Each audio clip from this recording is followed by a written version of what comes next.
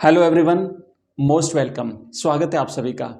एक दिन live class में एक स्टूडेंट ने कहा था कि सर मुझे हिस्ट्री का एक टॉपिक भक्ति सूफी जो परंपरा है वो समझ में नहीं आया, कृपया एक वन शॉट वीडियो बनाइए। तो आज वही वन शॉट वीडियो बहुत ही शानदार तरीके से मैं आपके लिए बना के लाया हूं। जरा देखो इसको, देखो बिल्कुल पॉइंट टू द पॉइंट, इससे बाहर कुछ भी नहीं जाएगा। आप भक्ति सूफी परंपरा को अगर समझना चाहते हो तो ये क्लास 10 मिनट के लिए, 12 मिनट, 15 मिनट के लिए आप देख लो। जितना भी प्रश्न बनेगा, चाहे वो ऑब्जेक्टिव हो, चाहे वो बड़े हो, चाहे वो लघुतरात्मक हो, वो प्रश्न इससे बाहर बिल्कुल भी नहीं जाने वाले हैं। तो आइए इस कंप्लीटली हम इसके एक बार इसको कंप्लीटली वन शॉट में देखने वाले हैं। सबसे पहले अगर हम बात करें भक्ति सूफी परंपरा के इस टॉपिक की, तो इसका कालखंड जो है वो 8वीं शताब्दी से लेकर के और 18वीं शताब्दी के बीच का है। दूसरा है कि क्या मुख्य विषय क्या था। तो इस अध्याय में हम पढ़ने वाले हैं धार्मिक विश्वासों में बदलाव के बारे में। बदलाव क्या थे, बदलाव किस वजह से हुए। तो वैदिक कर्म कांडों की जगह भक्ति यानी व्यक्तिगत प्रेम ने ले ली थी। अब हर किसी ने अपना एक ईश्वर स्थापित कर लिया था, अपना एक प्रभु जो है वो स्थापित कर लिया था, और उसी के आधार पर ये आगे जो है वो बढ़ रहे थे। आइए आगे बढ़ते हैं, और यहां पर आप देखेंगे कि उस समय मुख्य रूप से दो परंपराएं थी। एक थी महान परंपरा और दूसरी थी लघु परंपरा। आराम से समझना है, टू द पॉइंट समझाऊंगा, फालतू एक्स्ट्रा चीजें कुछ भी नहीं है, केवल काम की चीजें हैं। और एक भी प्रश्न न तो ऑब्जेक्टिव इससे बाहर जाएगा, न लघुतरात्मक जाएगा, और न ही बड़ा प्रश्न जाएगा। जहां तक बात है महान परंपरा की, तो इसमें पुरोहित और संस्कृत ग्रंथों को मानने वाले शामिल किए जाते हैं। यानी संस्कृत और पुरोहित, संस्कृत ग्रंथों, वेदों और पुरोहितों की जो परंपरा थी वो महान परंपरा कहलाती है, जबकि स्थानीय, जनजातीय और लोक परंपराएं इसमें जो है वो लघु परंपरा में शामिल की जाती हैं। उदाहरण के लिए अगर हम बात करें, उड़ीसा में जगन्नाथ जी, विष्णु का जो रूप है भगवान जगन्नाथ जी का, ये लघु परंपराओं में माना जाता था। आइए आगे देखने वाले हैं कि अब हम यहां बात करते हैं कि उस समय दक्षिण भारत में दो परंपराएं थी, एक अलवार और दूसरी नयनार। अगर हम बात करें अलवार परंपरा की, अलवार जो संप्रदाय था उसकी, तो ये विष्णु के भक्त थे, भगवान विष्णु को अपना आराध्य मानने वाले भक्त थे। जो अलवार संत थे उनके आराध्य कौन थे, भगवान विष्णु थे। और जो नयनार थे, इन नयनारों के जो भगवान थे वो कौन थे, वो भगवान शिव थे। यानी भगवान शिव को अपना आराध्य मानने वाले जो शिव के भक्त थे, उनकी परंपरा नयनार कहलाती है, और जो विष्णु की परंपरा है वो अलवार कहलाती है। इन्होंने एक जगह से दूसरी जगह घूम घूम करके तमिल भाषा में भजन गाए थे। और इस प्रकार हम देखते हैं कि ये दक्षिण भारत की दो परंपराएं, अलवार और नयनार। सॉरी। अब देखो, जहां तक इनके ग्रंथों की बात है, तो हम दोनों के ग्रंथों को देख लेते हैं, जिन्हें तमिल वेद के नाम से जाना जाता है। जो अलवार संत थे, इनका एक ग्रंथ है नल हीरा दिव्य प्रबंधम, ये अलवारों का काव्य था। और जो भगवान शिव के जो भक्त थे, उनका ग्रंथ था तेवरम, ये नयनार संतों का संकलन है। तो दो ग्रंथ याद रखने, एक है नल हीरा दिव्य प्रबंधम, भगवान विष्णु से संबंधित, और दूसरा है तेवरम, भगवान शिव से संबंधित या नयनारों का ग्रंथ था। इसे वेदों जितना ही पवित्र माना जाता था, नल हीरा दिव्य प्रबंधकम, और साथ ही साथ इसे तमिल वेद के नाम से भी जाना जाता है। अगला क्वेश्चन क्या, नेक्स्ट स्लाइड पे चलते हैं, और यहां पर देखो सारी चीजें बिल्कुल इंपॉर्टेंट है, बहुत कम समय में आपका पूरा चैप्टर का रिवीजन हो जाएगा। और आपका भी अगर कोई डाउट हो या आप भी किसी टॉपिक को पढ़ना चाहते हो, तो बिल्कुल मैं उसको भी एक्सप्लेन कर दूंगा। मुझे पता है अभी 3-4 टॉपिक मुझे और भी देने हैं, जैसे एक टॉपिक डिम्पल ने भी मुझे 2-3 टॉपिक हिंदी के कहे हैं, बिल्कुल वो मैं तैयार कर रहा हूँ, डिम्पल मिल जाएगा। साथ ही साथ हमारे एक और स्टूडेंट हैं अरविंद कुमार, हाँ, उनका भी टॉपिक जो है वो बिल्कुल मिल जाएगा आपको। अब देखो नेक्स्ट, हम जहां तक जाति प्रथा के विरोध की बात है, तो उस समय क्या हुआ था कि भक्ति संतों ने जाति व्यवस्था और ब्राह्मणों की प्रभुता का विरोध किया था। उस समय लोग बहुत परेशान थे, कुछ इस प्रकार की जटिलताएं समाज में स्थापित हो चुकी थी, तो लोगों को उन जटिलताओं से छुटकारा पाना चाहते थे लोग। तो ये जो नए नए संप्रदाय आए थे, इन्होंने इन कर्मकांडों, ब्राह्मणीय सिद्धांतों, प्रभुता का विरोध किया था।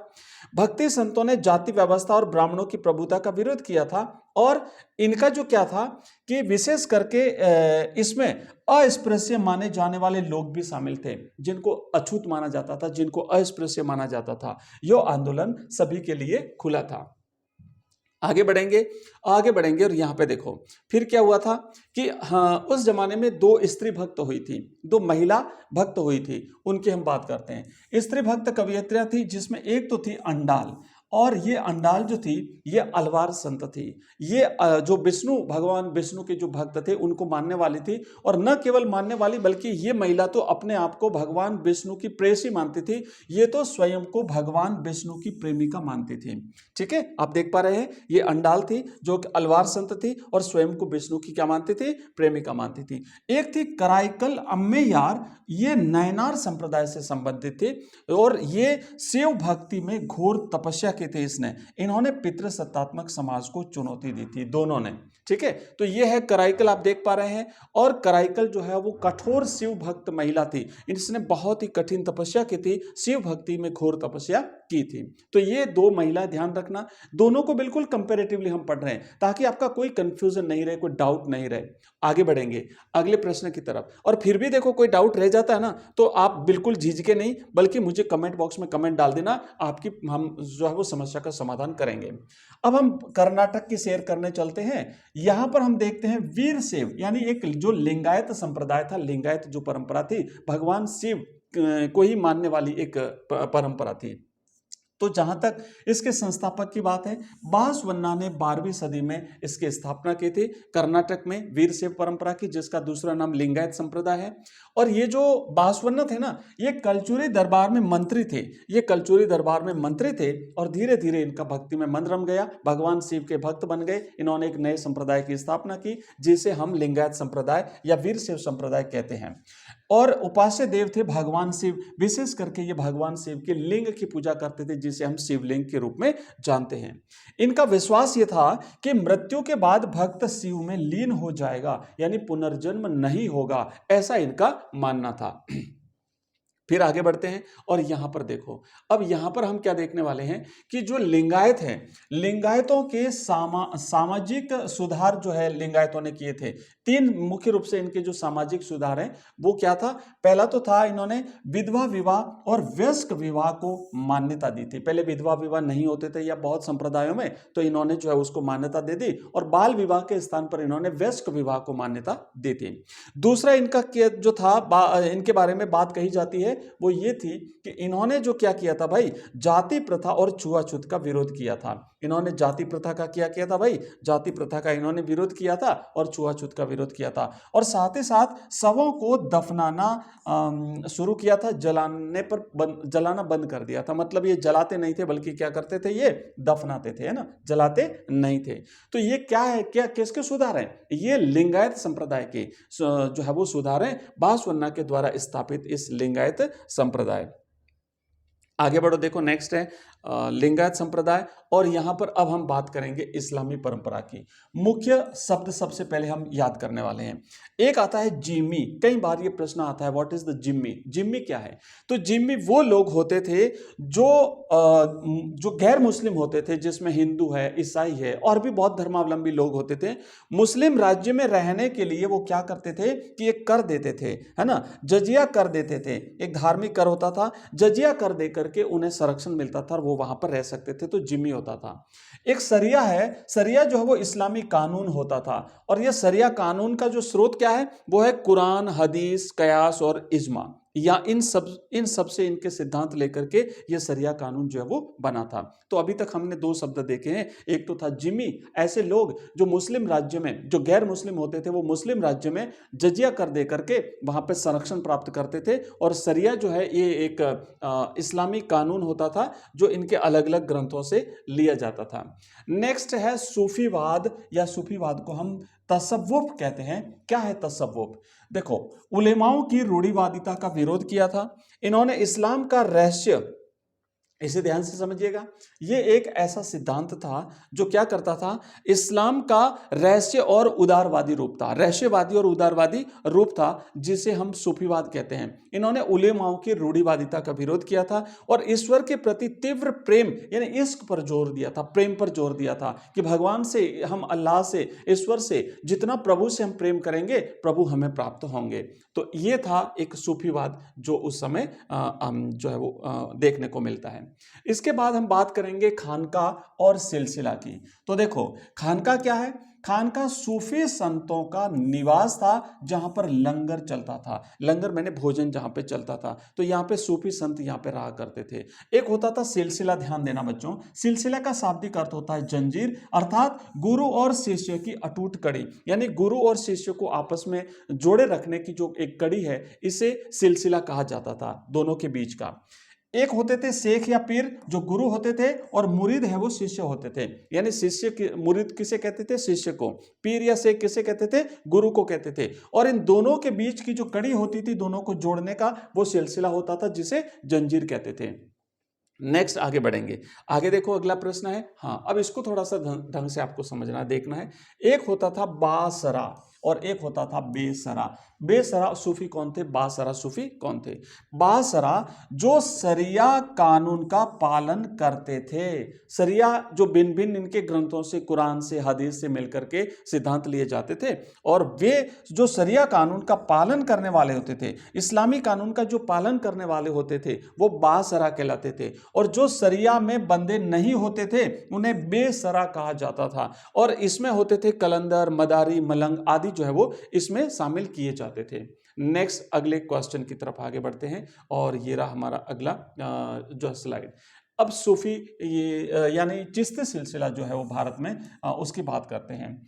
स्थापना जो है वो ख्वाजा मोइनुद्दीन चिश्ती साहब ने की थी, जिनकी दरगाह हमारे राजस्थान के ही अजमेर में है। प्रमुख संत हुए थे बाबा फरीद और निजामुद्दीन औलिया साहब। और विशेषता इसकी क्या थी? सादा जीवन, ईश्वर के नाम जपना और समा यानी संगीत। ठीक है, ये था चिश्ती सिलसिला। नेक्स्ट आगे बढ़ेंगे। अगला यहाँ पे देखो कबीरदास जी की अगर हम बात करें, अब हमारा वापस से फिर से हम कुछ हमारे जो संत महात्मा हुए हैं उनकी बात करते हैं। कबीरदास जी जो है ये रामानंद को अपना गुरु मानते हैं, यानी कबीरदास जी के गुरु का नाम रामानंद था। इनकी भक्ति कैसी थी? तो ये निर्गुण यानी निराकार ईश्वर को मानते थे, यानी निर्गुण जो भक्ति परंपरा है उसके सर्व प्रसिद्ध जो है वो संत माने जाते हैं। यानी अगर हम भक्ति परंपरा को दो भागों में विभाजित करें, एक सगुण और एक निर्गुण, तो निर्गुण की भी दो शाखा है, एक ज्ञान मार्गी और एक प्रेम मार्गी, और सगुण की भी दो शाखा है, एक राम भक्ति और एक कृष्ण भक्ति। इन्होंने विरोध किसका किया था? मूर्ति पूजा का विरोध किया, नमाज और जाति भेद का भी इन्होंने विरोध किया था। इनकी प्रमुख रचना है जिसमें बीजक है, उलटबासी है। उलटबासी माने उल्टी कही जाने वाली उक्तियां। आगे बढ़ेंगे और अब हम देखने वाले हैं गुरु नानक देव जी को। बाबा नानक देव जी, इनका जन्म ननकाना साहिब तलवंडी में हुआ था। कई बार यहां से प्रश्न बनता है, इसलिए ध्यान से देखना है। और संदेश क्या था? न कोई हिंदू न कोई मुसलमान, बल्कि सभी इंसान, सभी भगवान की, ईश्वर की संतान हैं। शिक्षा क्या थी? ये भी निर्गुण भक्ति के संत थे। कबीरदास जी हैं, गुरु नानक देव जी हैं, ये इन्होंने निर्गुण भक्ति पर बल दिया था और इन्होंने नाम सिमरन पर विशेष रूप से बल दिया था। परंपरा है इनकी संगत यानी कीर्तन और पंगत यानी लंगर। तो संगत और पंगत पर बल दिया था। संगत का मतलब होता है भगवान का स्मरण, भगवान का नाम स्मरण, और साथ ही साथ पंगत मतलब लंगर चलाना, लोगों को भोजन कराना। आगे बढ़ेंगे। नेक्स्ट देखो, अब हम चलते हैं गुरु बाबा नानक देव जी का हो गया। मीराबाई के बारे में। मीराबाई जो है भाई, ध्यान देना, 15वीं 16वीं सदी में मीराबाई बहुत ही एक प्रसिद्ध हमारे राजस्थान की एक भक्ति स्त्री हुई है।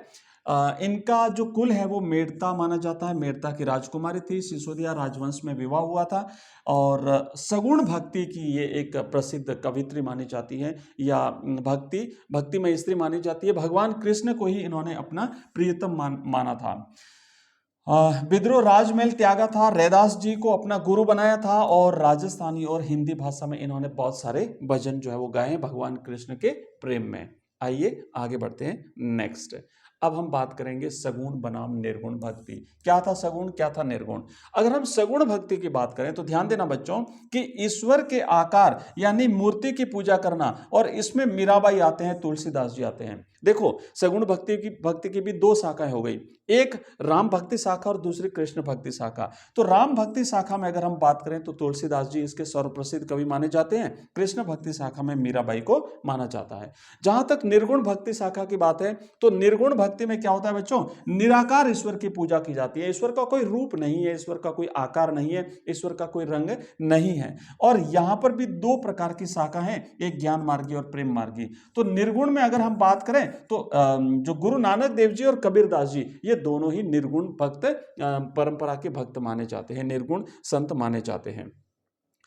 आइए आगे चलते हैं और हम बात करेंगे शंकर देव की। शंकर देव जिन्होंने असम में भक्ति की अलग जगाई थी, 15वीं शताब्दी के संत माने जाते हैं। शिक्षा क्या है, इन्होंने विष्णु यानी कृष्ण की भक्ति का जो है भक्ति पर जोर दिया था और इनका संप्रदाय एक शरण धर्म के नाम से जाना जाता है। योगदान क्या है, इन्होंने सत्र यानी मठ और नामघर यानी प्रार्थना गृह की स्थापना की थी। प्रश्न विशेष करके इन पर आता है कि शंकर देव ने किस क्षेत्र में भक्ति की अलग जगाई थी या असम में भक्ति के अलग जगाने वाले कौन थे, तो थे वो शंकर देव। इनकी समय अगर पूछा जाता है तो 15वीं शताब्दी। और भक्ति किसकी करी थी, तो इन्होंने जो भक्ति करी थी शंकर देव ने, भगवान वैसे भी आप ऐसे भी याद रख सकते हो कि नाम तो है शंकर लेकिन भक्ति करी थी विष्णु की, भक्ति करी थी इन्होंने कृष्ण की, क्योंकि कृष्ण को भी विष्णु का ही अवतार माना जाता है। संप्रदाय का नाम था एक शरण संप्रदाय।